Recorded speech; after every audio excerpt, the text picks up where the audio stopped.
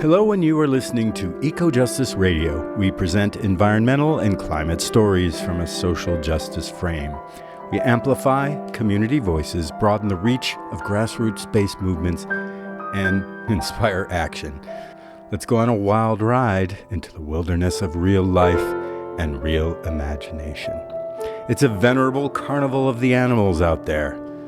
If you put your ear to the ground, you can hear them coming.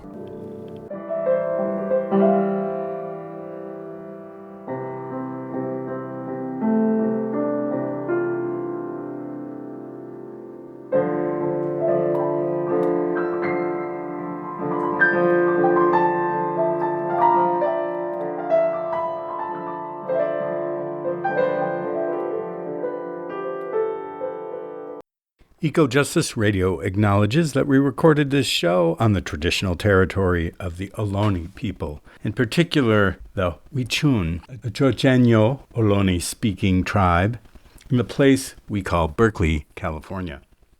On today's show, Joy Harjo, Walking Through the Dream of a Life, we feature the world-renowned, award-winning Muskogee Nation poet, writer, and musician Joy Harjo, the first Native American poet laureate of the United States. We present her 2025 Bioneers Conference keynote and later a discussion with Cara Romero, program director of the Bioneers Indigeneity Program, and a Chemehuevi artist and photographer.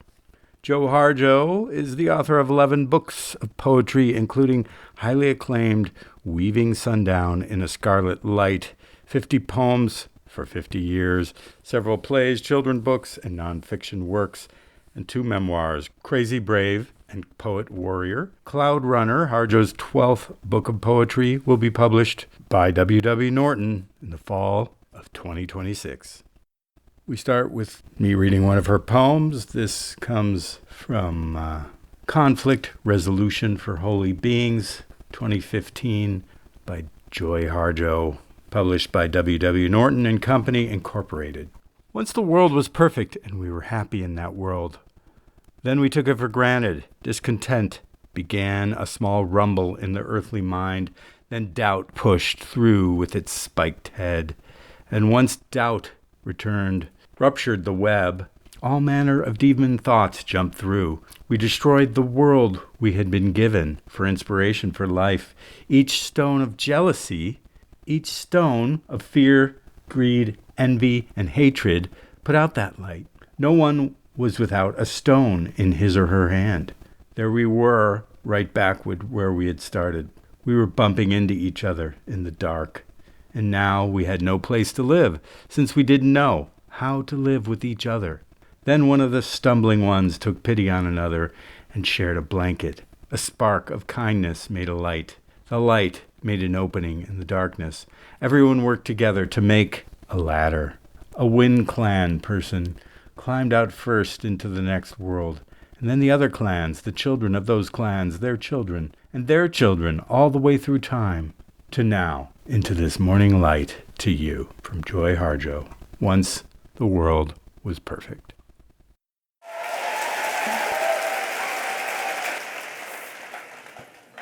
Maro, thank you for being here, for gathering together, because that's what this next part of our collective story is about, is gathering together. We now understand what it means to look at little screens and think we're connected with everyone. and yet we've lost connection, because we are Ijana Gaja, we are Mother Earth. It's nice to be back in this part of the world and to be back with Bioneers. And that I want to speak to, I just want to say this, coming into this place, I want to thank the redwoods out there who are helping me prepare. Anyway, I want to start with a dream. And what I've learned, I learn a lot in dreams. I'll just read this, but one thing I've learned too is that it's, what he was showing you in a way, the wonderful images and the sounds was kind of like, it's a kind of dreaming. And you could say, sometimes I challenge myself to think that I'm walking through a dream right now, and maybe we are. And what would I do? What would I do in that if I understood that we are in the dream field, or the story field? I call it the story field. The story field. When I was young in my poetry making, I was a mother to 2 young children with a full-time job and tending to what my art demanded. I was beset by dreams that were appearing more and more dimensional and real. I was as awake in them as I was in my living. In one of my dreams, I was taken by a guardian far above the earth. Earth was dressed in blue and green. She was lit from within. I was enveloped in a lush darkness that extended forever to eternity. Space was not empty. Rather, there was a profound depth of sound presence, like an echo stacked within many layers of echoing. There were blues that don't exist in everyday earthly existence. Stars and planets gleamed like giant colored diamonds. I was in a circle of exquisite belonging. When I looked closer to the detail, I saw a lit field of stories. They were all over the world through all time. The stories were continually shifting in shape and color. Where there was kindness, there was light. Meanness made upheaval. There were those who created light and shared it, and others who stole and devoured it. Every story that ever happened made an imprint on the field. The past was just as mobile as the present and future. Everyone's thoughts, dreams, and actions were motivated by the story direction. And when I say everyone, also the animals, the plants, the stones, the winds. Everyone's thoughts and dreams and actions were motivated by this story direction. The energetic particles around and through everything were made of what we Muskogee people called anagechka, or love. It is a fierce love that is strong enough to compel to beauty and right action. It is a love beyond what is fully comprehensible by any singular mind. We need all of our minds to comprehend us. It is happening now.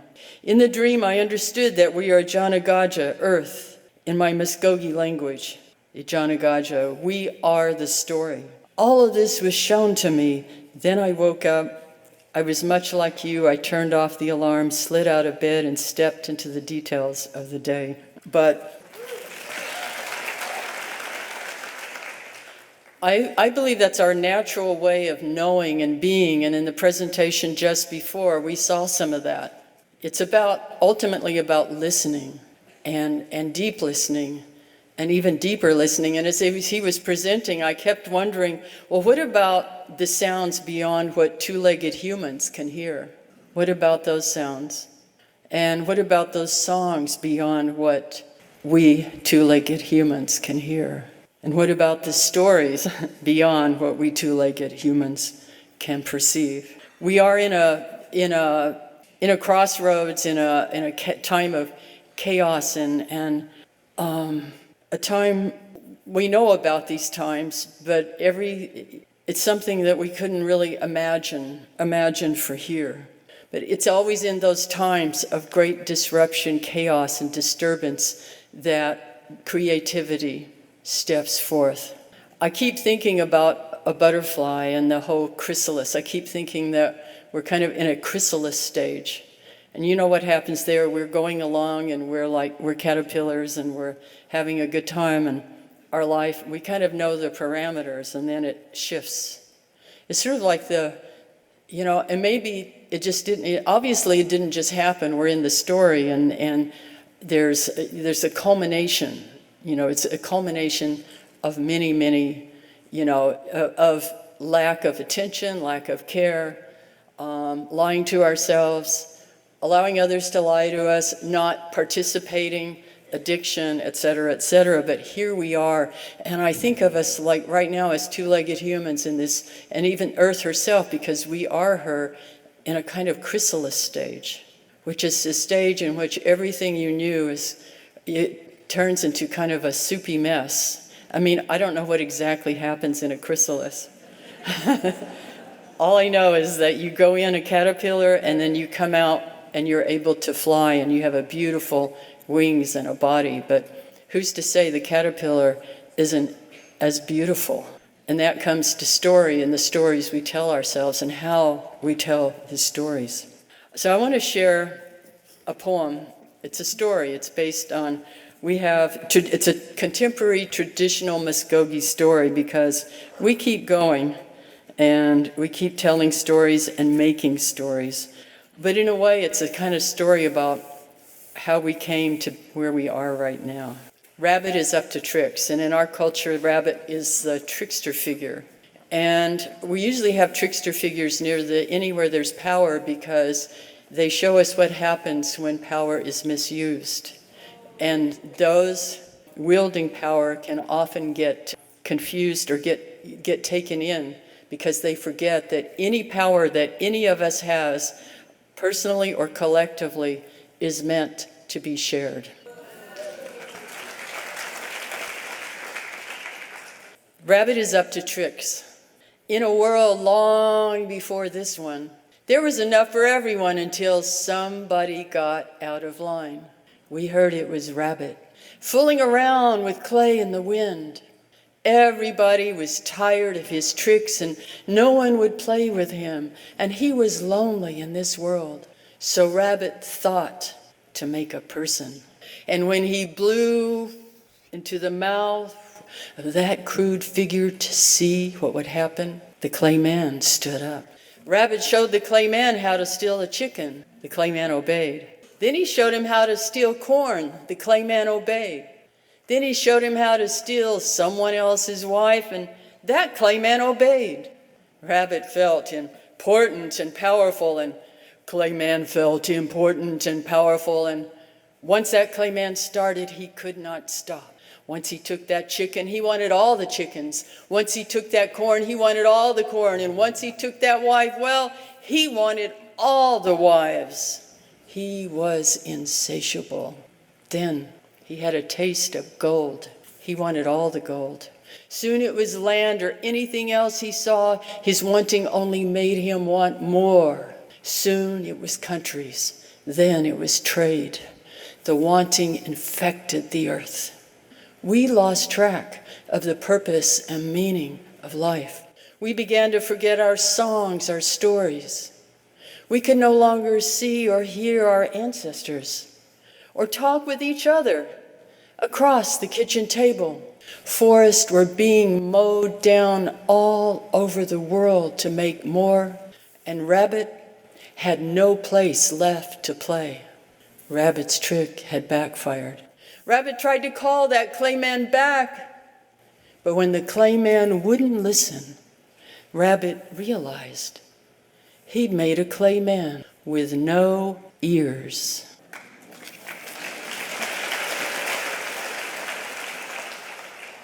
I think what poetry and music and those people, I have many teachers and mentors, many of the human ones gone, and plant mentors, the Pacific Ocean. I lived and raced canoes in Oahu for 11 years.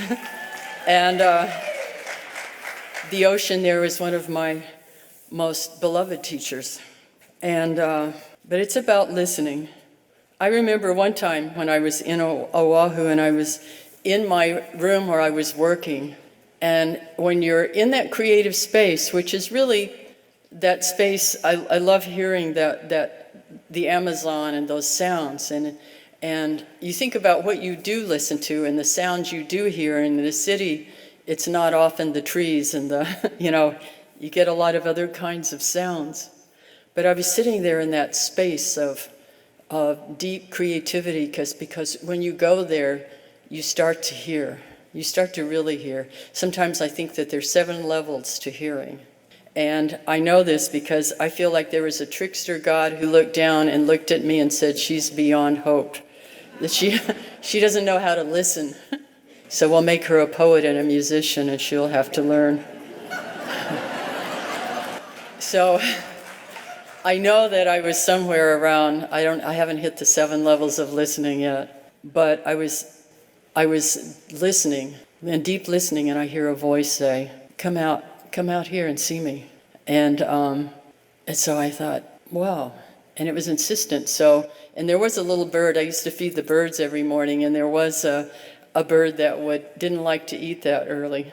And it would come out later, and I would feel it tug on me, and so I would always go out. When it would tug on me, I would go out, and it'd be out there waiting for its food. So I went out to see who was asking me, and it was a rainbow. And I thought, okay, I know people might think I'm crazy, but that's okay. And I took a photograph of it. I have a photograph of it that I printed out. And so I thought, okay, and I just put it somewhere, in my poetry file. And about a year later, I'm in Albuquerque with one of my guitar players, Larry Mitchell, and we're driving south.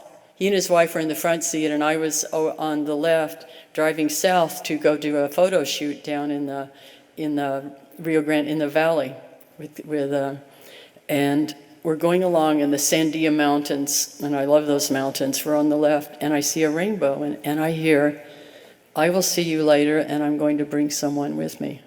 And I thought, okay. Of course, I didn't say anything to anybody, and I never talked about this for some time. But we get down there, we're out photographing, and a double rainbow appears. But the reason I'm telling you this is, I don't know why. I've had a few other experiences, but it reminds me that we are in a living story and that there is communication, and I'm not special. This is something that happens to all of us, but we don't always listen. It's going on all the time. This communication with the redwoods out there, there's this continual communication, and so I'm giving you this because I want people to know that we are part of a living system. It is living, and it's ongoing, and I think we just have to listen. That's part of it, is listening. And yet we think of, in this day, it's interesting that we can hear sounds. When I grew up, we had radios. We had local stations. And the big deal was when I got a little transistor radio, and I could take it to bed and listen. But we can hear all kinds of sounds now. But I think what this time is requiring of us, because I think what happens when the caterpillar goes into that chrysalis state, it's in deep listening. To imagine what's possible, to imagine becoming. And I think, I was thinking too, I'm going to go ahead and, this poem is called Remember.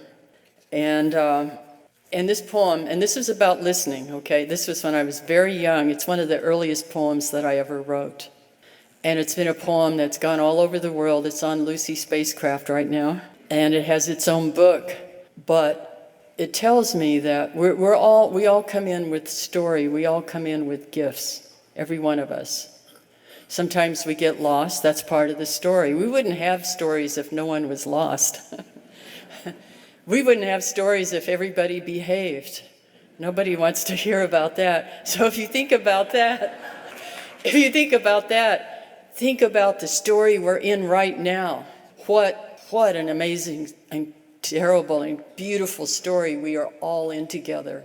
And we are all part of what's going to happen, and we all have a part in which way the story will go.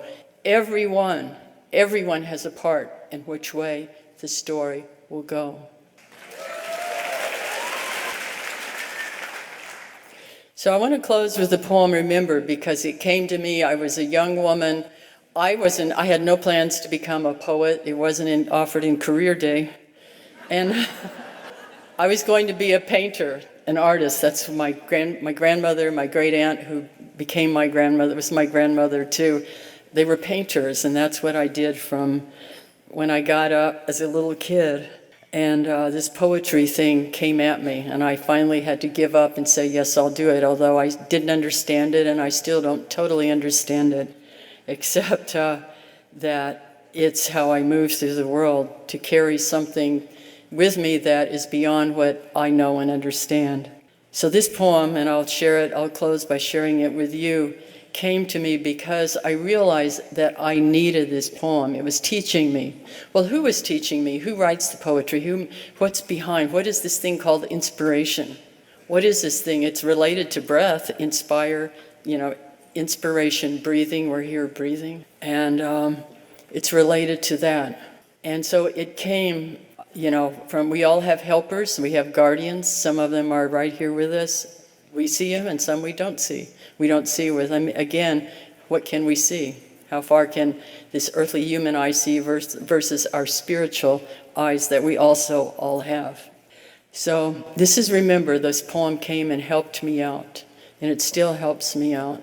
And I'm offering it to you to be useful. And Mado, thank you for gathering here together. And it's wonderful to see all the young people and the stories that you are making that will give nourishment to this earth.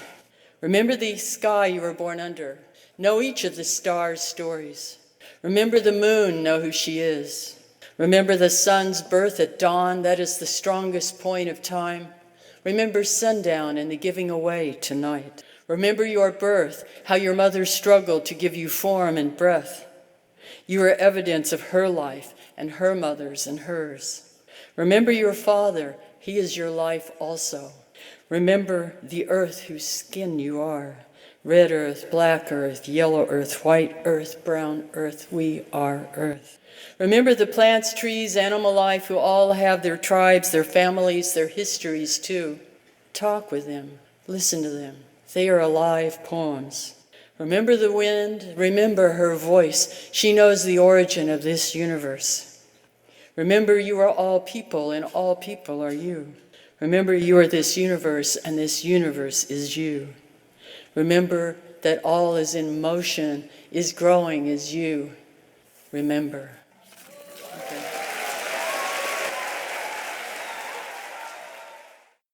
You're listening to Ecojustice Radio, listener-supported media outlet. Please consider making a donation to ensure that we continue to provide socially and environmentally driven content. Donations can be made at ecojusticeradio.org or socal350.org. For an extended version of this interview, as well as other benefits, we encourage you to become a member of our Patreon at patreon.com/ecojusticeradio. Today, you are listening to Joy Harjo, Walking Through the Dream of Life. I'm your host, Jack Iden. We feature Joy Harjo, a Muskogee poet, writer, and musician, in discussion with Cara Romero, Program Director of the Bioneers Indigeneity Program, and a Chemehuevi artist and photographer.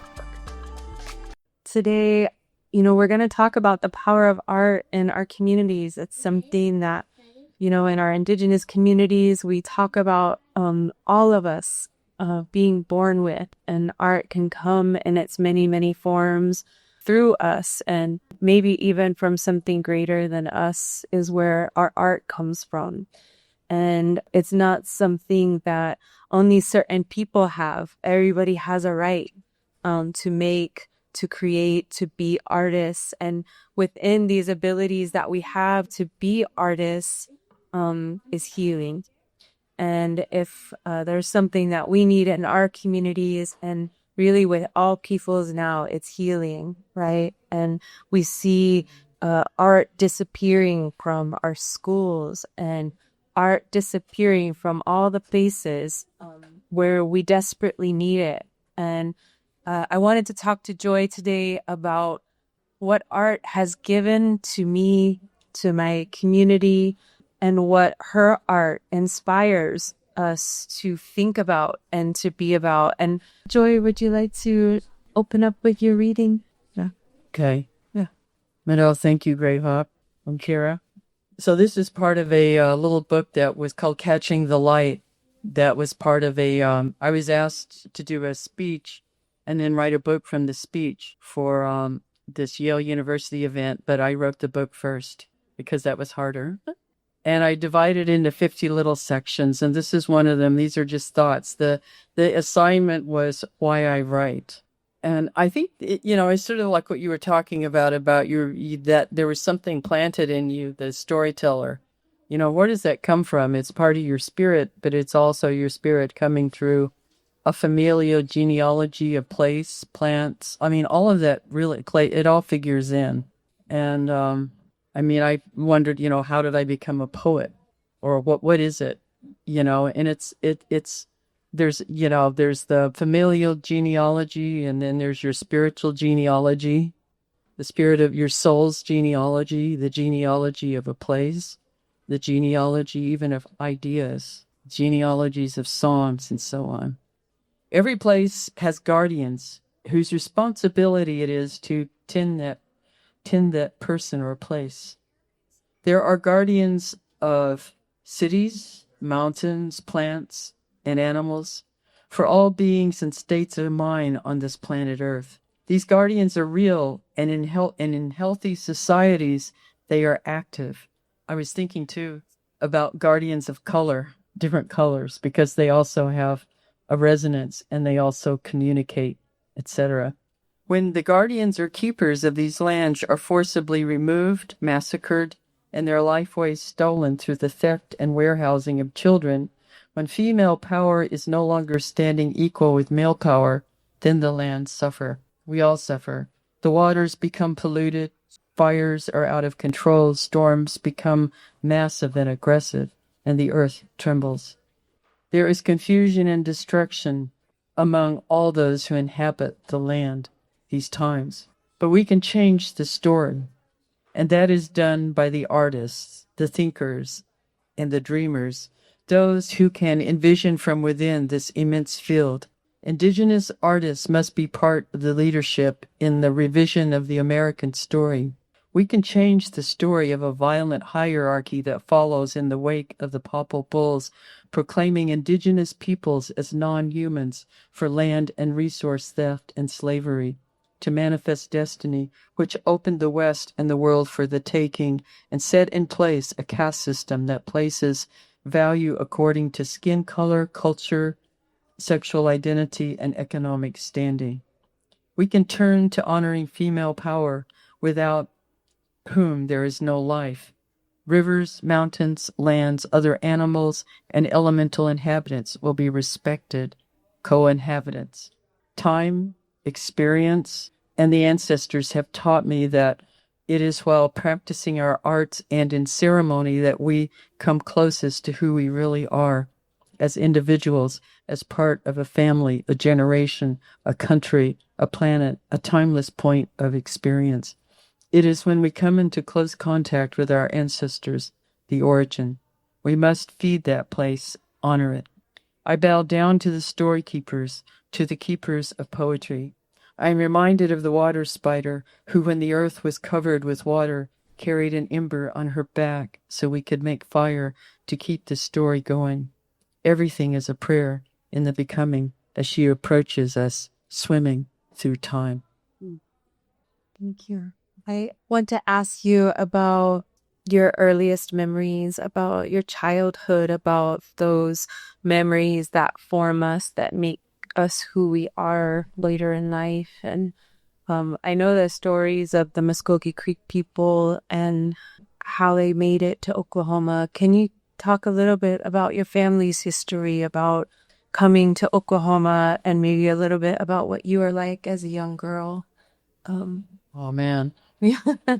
That's a long story. I know, like, where do we start? Because we started out in the Southeast and were illegally removed by Andrew Jackson, who is, went against Congress, etc., to force us out. And, my relatives stood up at Battle of Horseshoe Bend against that illegal move. But, and here we are now in Oklahoma. Muskogee Creek Nation is now in Oklahoma.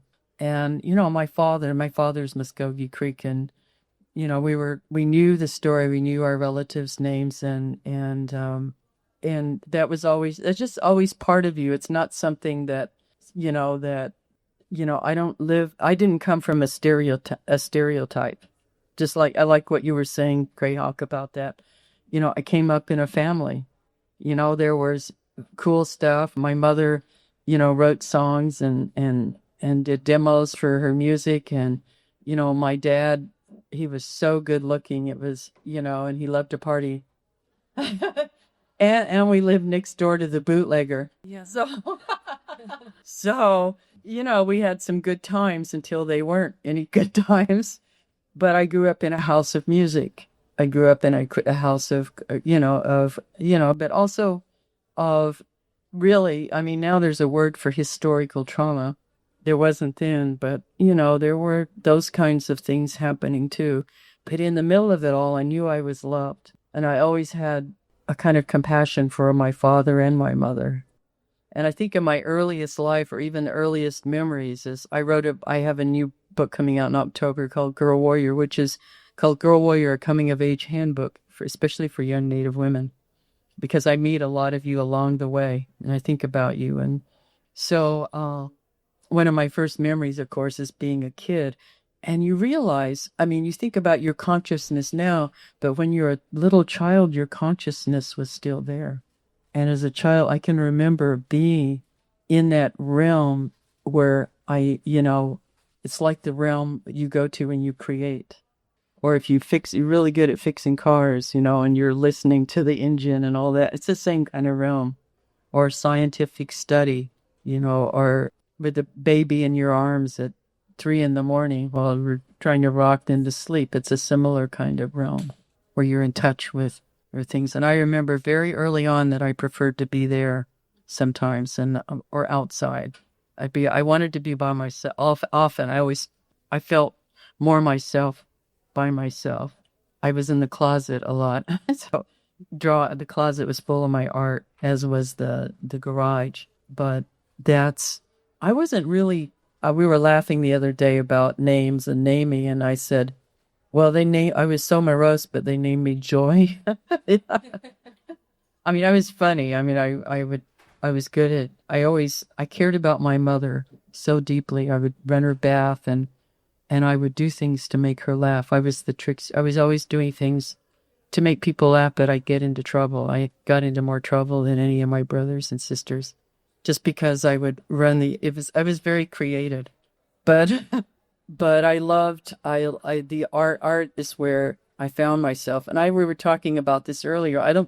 We don't really have words for art. I think it's part of something everybody did. You'd sit at the table, people would be drawing, carving, it was all knitting, whatever people did. It's just all part of life, the art of life and the art of living. I think my very earliest memories are when our family relocated from Los Angeles. I was born in Redondo Beach in Los Angeles to interracial parents. My dad is Native, my mom is non-Native.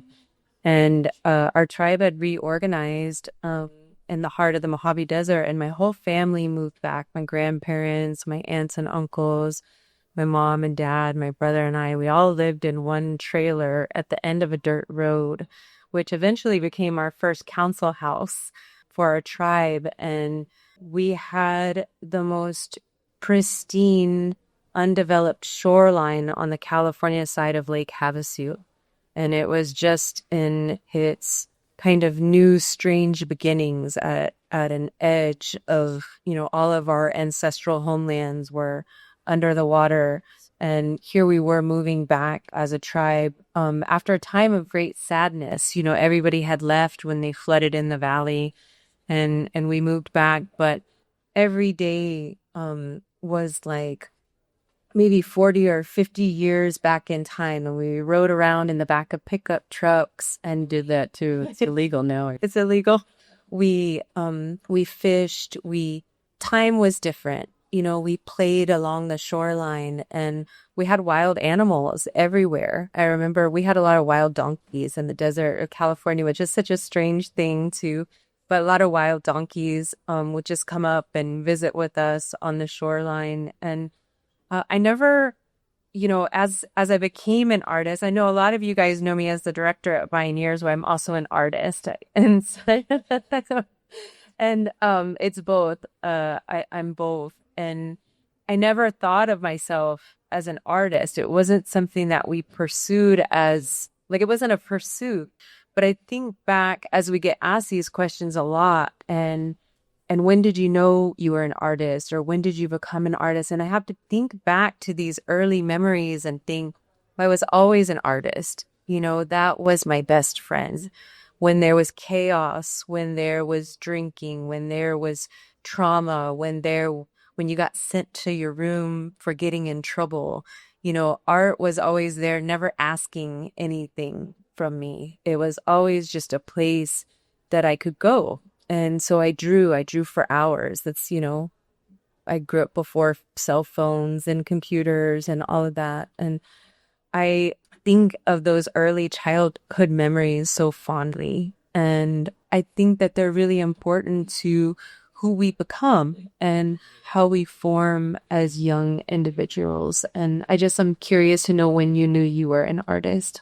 I always was, but as you were talking, I was thinking about soundscapes and childhood soundscapes and how they've changed, maybe, as you were talking, because I was thinking, well, I love music. I've always loved music. And, the radio, that's how we got our music. And it wasn't until, I don't know, I was about 12 that we got a stereo, which was a big deal. But, because there were records, and I think as a teenager, then I had a little record player. But it was the soundscape was very, very different. Yeah. Yeah.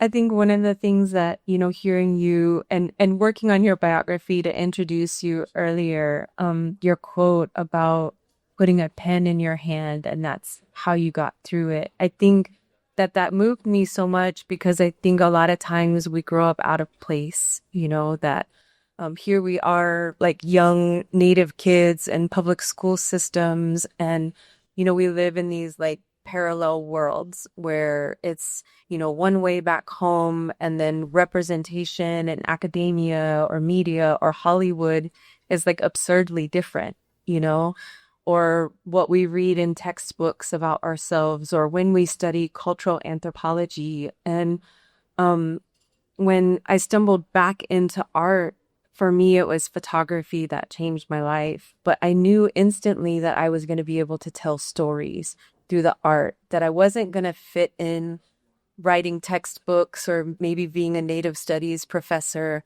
but it was actually through art. And can you talk a little bit about the power that you felt when you became an artist to maybe do more for your community and for people than you ever imagined? Well, I always was I felt like an artist, but I thought I was going to be a painter.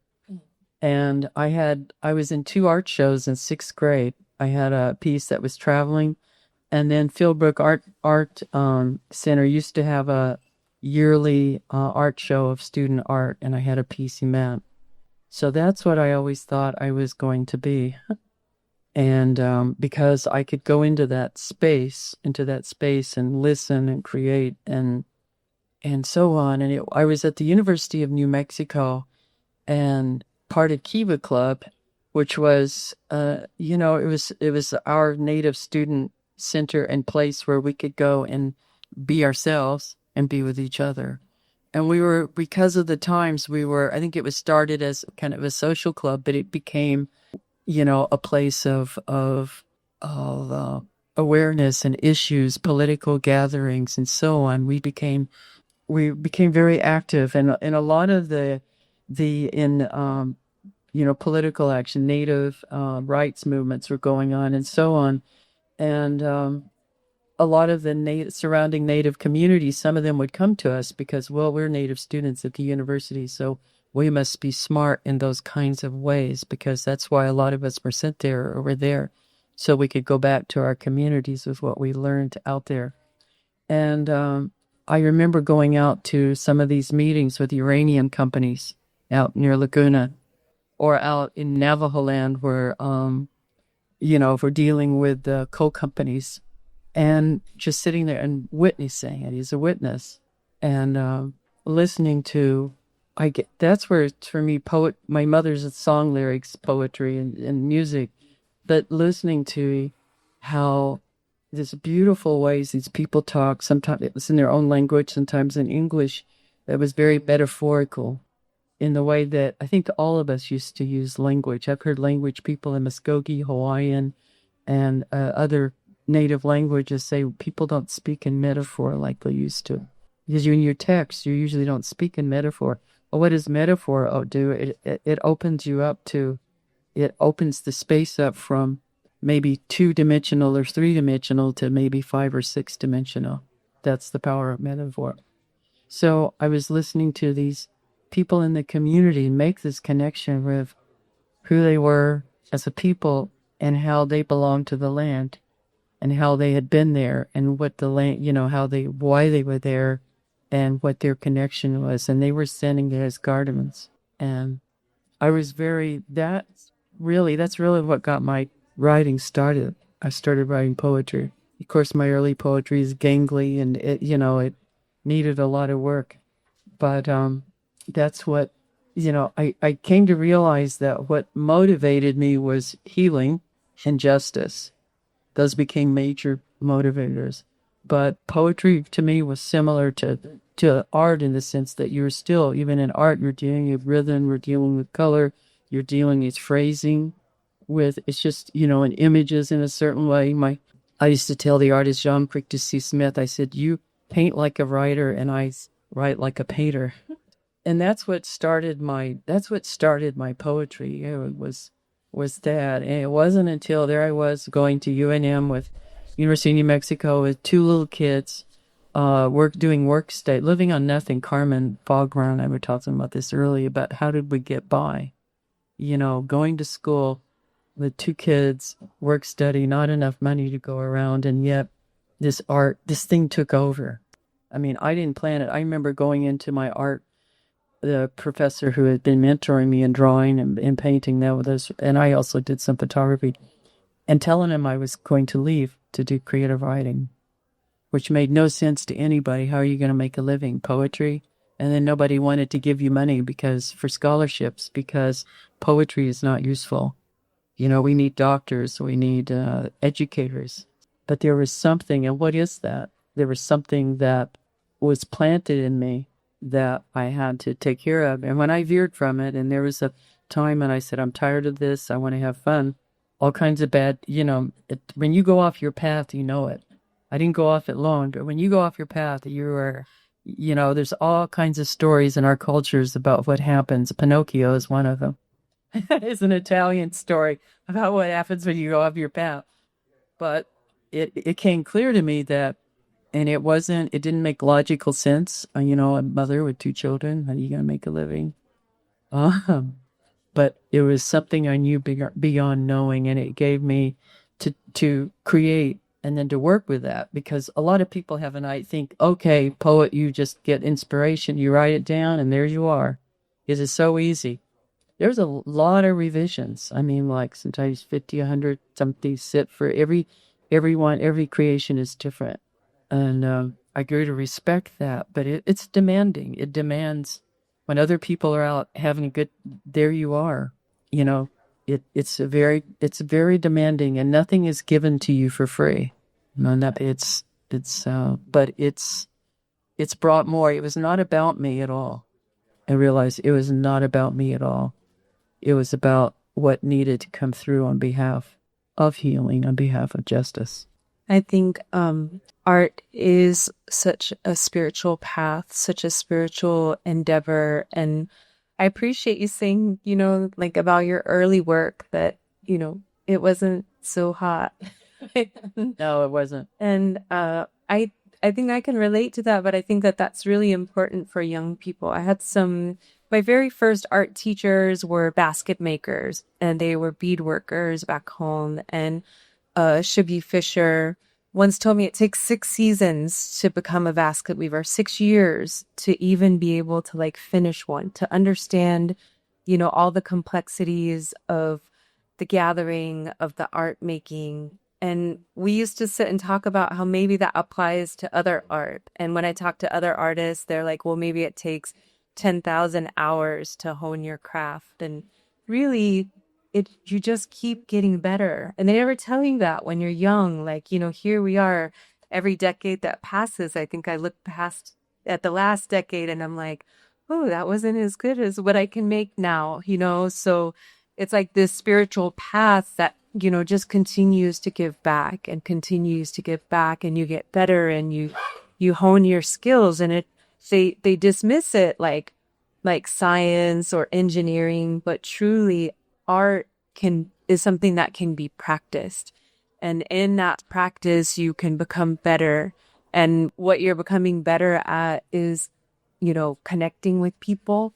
You're becoming a communicator through visual mechanisms or through audio or all these different things. And I don't want to go too far if you have something to say. No, it doesn't end. We're always learning. I mean, it doesn't end. That's an artist. You keep learning and you keep being challenged. That's the thing. If you're not afraid, I've gone through that with music too, as I started playing music when I was almost 40. And it's just, it's an ongoing process. And sometimes you're in places that are terrifying because you're going to make a certain leap. But then you pull together, you got to learn other kinds of craft to incorporate into what you're doing, or, it's just the whole process. It's actually your life. I mean, our lives are like that, a creative process. Some of us are a little too much creative in our lives, but that's, it's all together. It's not something.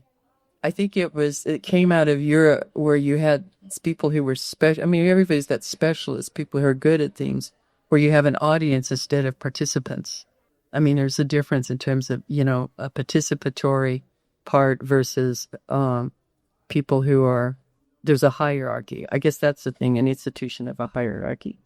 I think it's also dangerous when we stop practicing. That's something that I've experienced in my life. And as you get older, I'm at the great in-between at almost 50 now. And I can look back and talk to my younger self and remember that the darkest times in my life were when I wasn't creating, and the lessons that gave me, that there's some kind of self-sabotage, that maybe we as Native people coming through trauma think, I don't deserve to have that happiness, or I don't deserve to take care of myself. And I think with art making, it can feel very, from the outside, frivolous, or like you have this need to be selfish with time, but it's actually, for all of us, this radical act of self-care to give yourself time to create, and I think when we become mothers,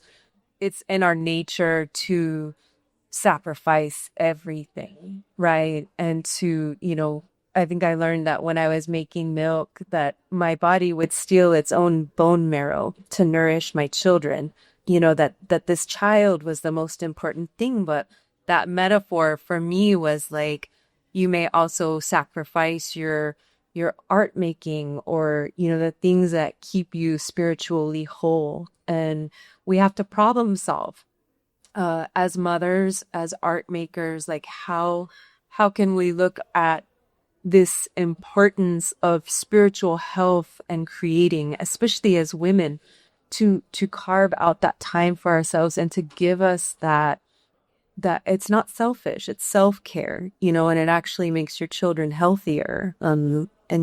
Yeah, but there's so much judgment for women who pursue an art. Yeah.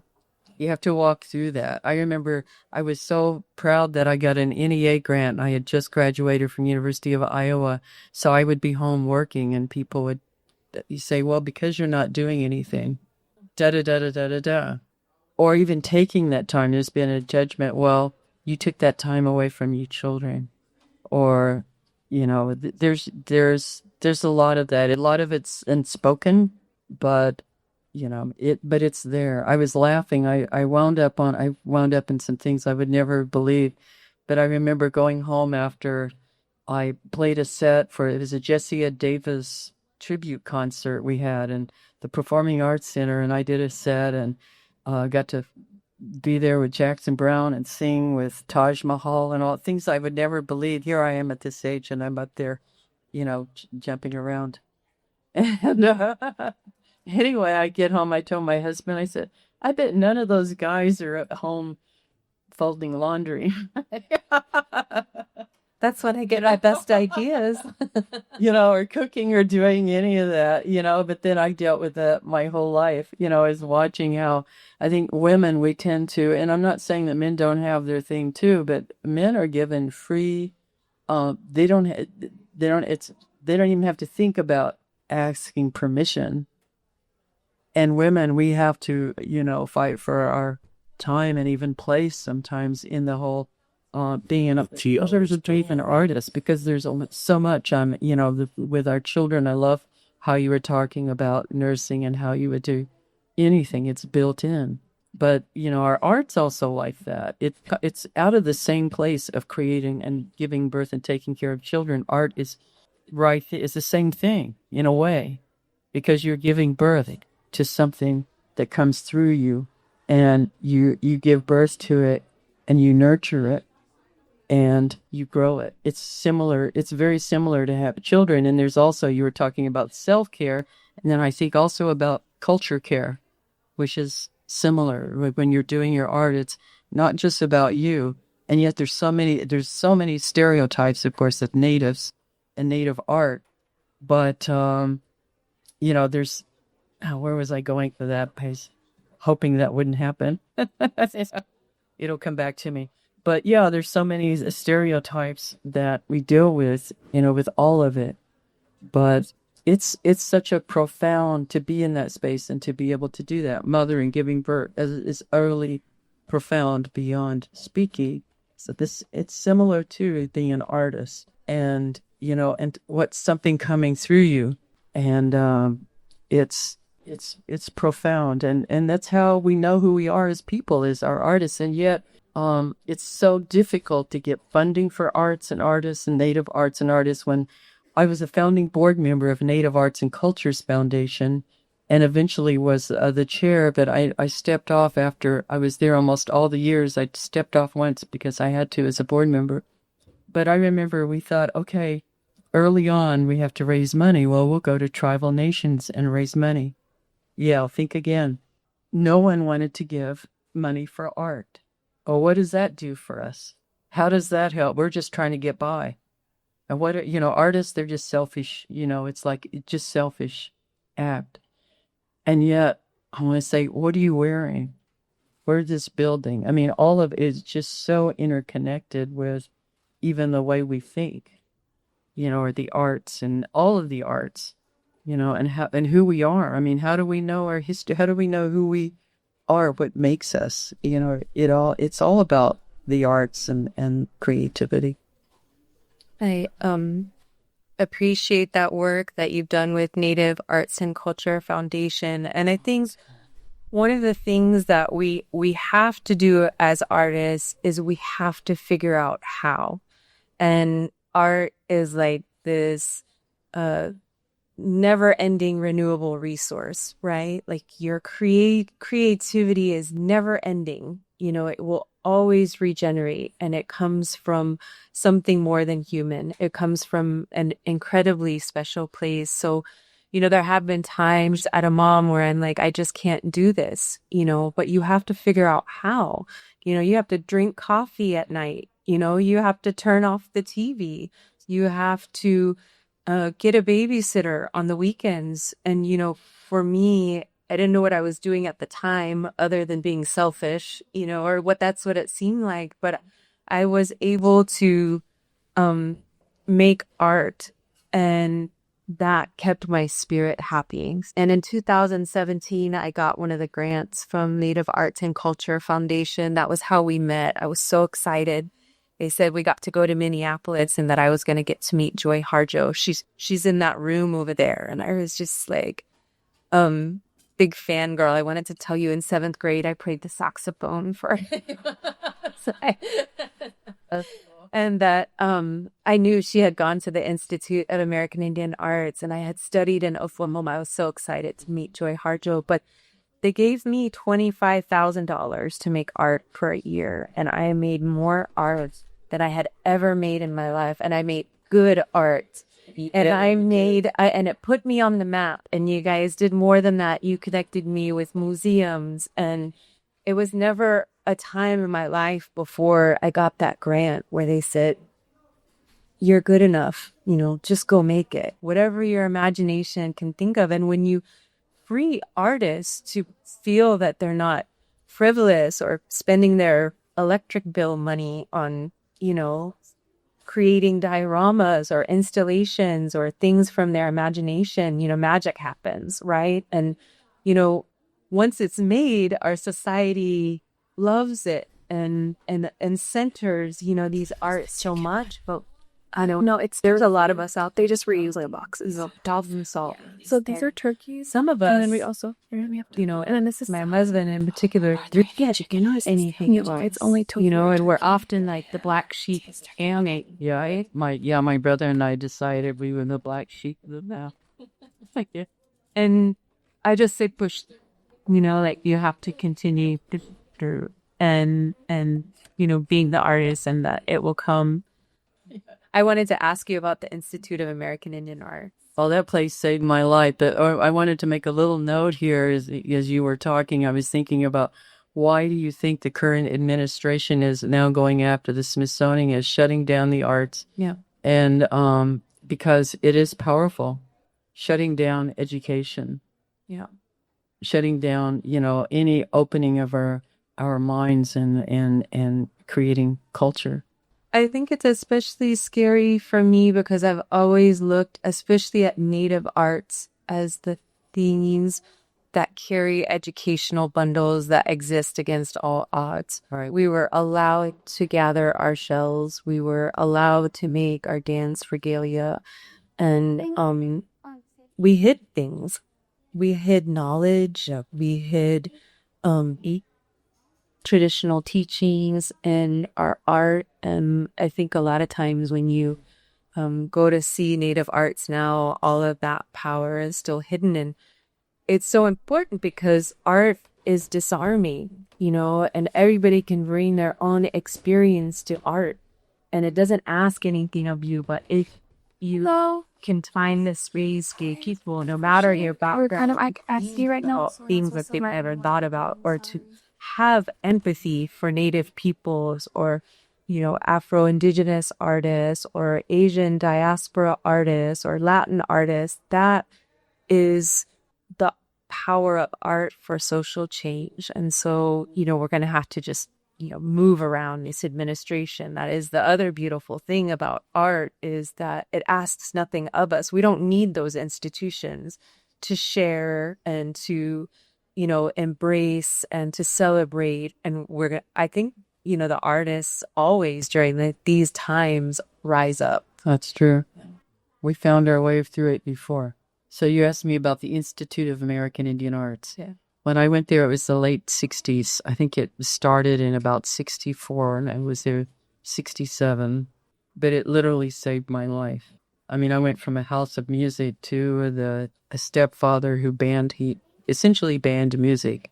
When it was his time to come in, my mother had stopped singing, and she didn't sing like she used to. And I accidentally forgot what time I was singing, and he came in and banned, said there's no singing in this house. And so I would try to find a way out, and suicide was a possibility. And I thought, I want to go to Indian school. I didn't know about IAI then. So my mother took me over because I wouldn't have lived if I had stayed there. And we went over to the agency, the BIA over in, I think we went to Muskogee. And she signed me up for Chilocco. I would have met my husband then too. He was in Chilocco. Yeah, he went to Chilocco. And but as we were going out the door, my mother said, "Oh, and she's a really good artist." And the agent said, "Well, wait a minute. There's a new school here out in Santa Fe, Institute of American Indian Arts." He gave me the brochure, and so I applied, and I got in based on my art. And that, I was thrilled and went out there, and that changed everything. I mean, you can imagine, I'd always thought of myself as an artist, and there I was it was 8th grade to 12th grade and 2 years postgraduate, and young Native people, all, and that's what I thrived. Before, I would not talk in class, and except no passing. And I wouldn't, I stayed, I didn't engage much except with, the friends I had, but I was not in the Institute. That changed everything because I felt I was there in a place I belonged. With all these young Native artists, then we had teachers like Fritz Scholder, Alan Hauser, all these incredible Native artists, and it saved my life just to be around that and be inspired. And even though we were kids, we would sit and talk together about what art meant. in our art and how it related, even talking about sovereignty before there was a word for sovereignty that was used, and as it is now. And, we kind of knew that and talked about how it was, we were very, there was something coming through us of that generation that we knew that it was part of our, not just our survival, but thriving as Native people. And that generation was, I think, coming through at that time really changed things. It gave me the opportunity 30 years later to go to the same school. And I guess you're bringing up for me this idea of courage. And there's a moment as artists where we find our voice. And sometimes it's like, we'll talk about finding our voice or finding maturity. For me, there was a few things that I felt a moment of liberation from the pressure of what people thought, liberation from expectations of the art world, my grandmother, and there were elders in my life that inspired me, that gave me courage. And there were three of them that come up for me right away. My grandmother, when I was have moments of self-doubt, she said, "Oh, Cara, you need to stop worrying so much about what other people think." It was just a moment where she was such a strong woman, and I never forgot that. There was another moment where we were relearning our dances as I was much older. I was in my 30s. And, this is, something that we go through as Native people. Things were taken away, and there's a certain humiliation that comes with relearning things at an older age when you're not a little kid. And my friend Willetta Wilder taught me. She was from Wallace. And she said that as an older woman, she first started going to the dances and the younger girls were teasing her. And she said, "Never be afraid to dance. It's between you and Creator." And that for me carried over into all of the art making that, we often talk that it comes from a place bigger than self. But never worry about what other people think. And, you don't have to worry about stereotypes or whether your art fits in or what the world expects from you or where it's going to go. Do it because you're in communication with something much bigger than this world and yourself. Last question. What gives you courage to be who you are and what you've given to the world? Are there people? Is there something that drives you? Well, I know what happens when I don't. It's true.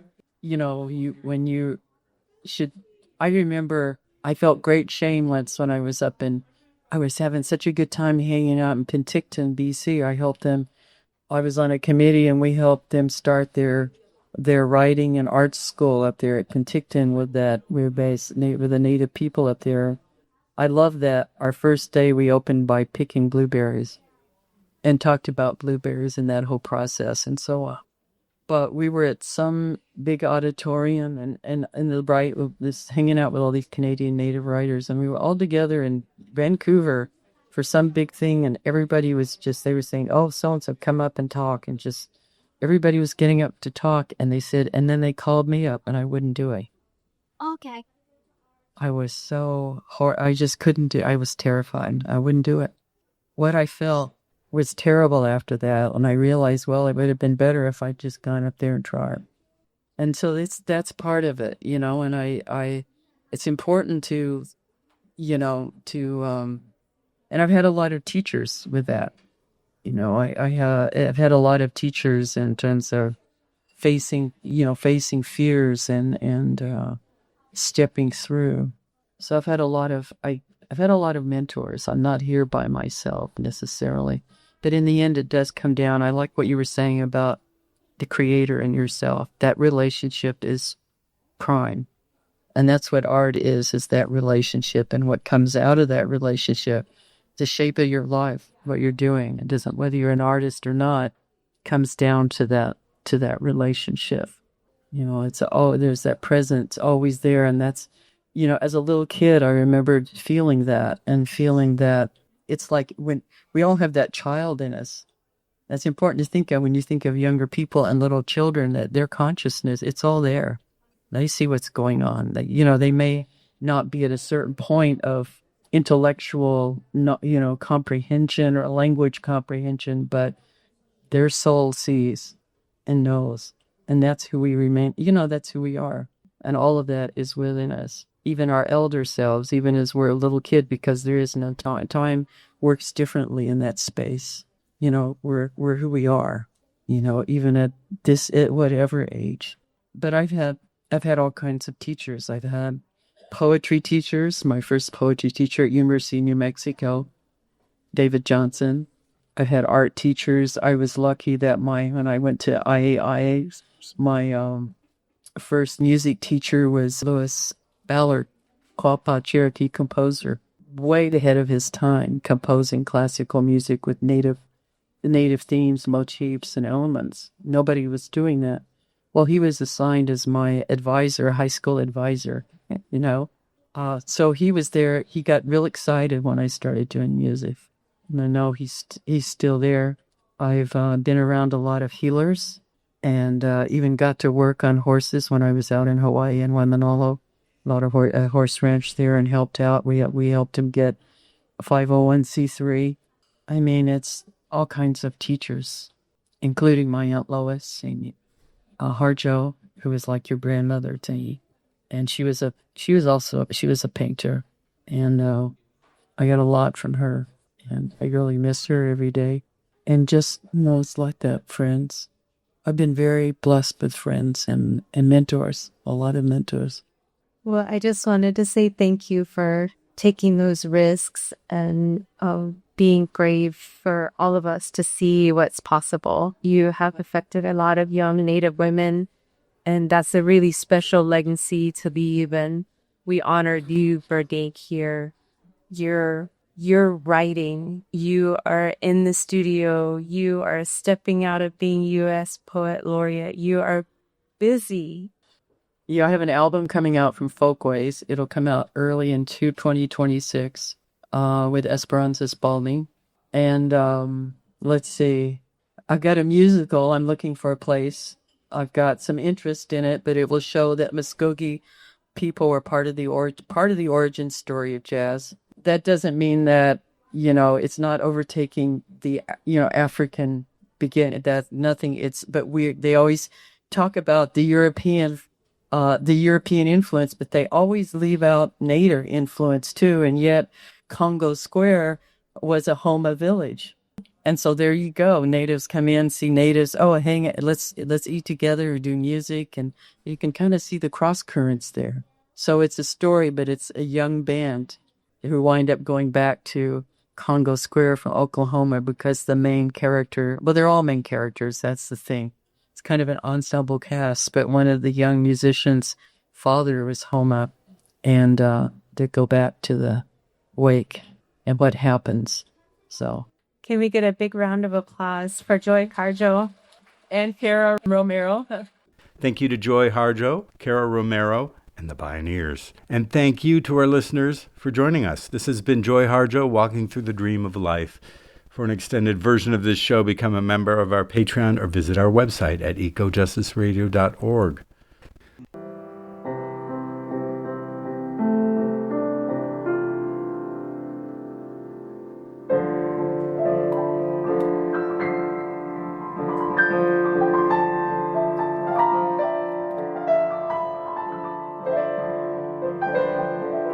This is Jack Ite, coming to you from multiple undisclosed locations under bank of coast live oaks next to a flowing stream that originates from deep underground. Please connect with us on social media at Ecojustice Radio, SoCal 350 and Wilder Utopia. If you like what you've heard and you want others to be informed, subscribe and share the episodes. A project of SoCal 350, the show can be found on all major podcast apps at ecojusticeradio.org. Executive producer and host, Jack Ite, me. Co-host, Carrie Kim. Engineer, Blake Quake Beats. And original music by myself and Blake Quake Beats. And we encourage everyone to get your mind and your body out into the wild.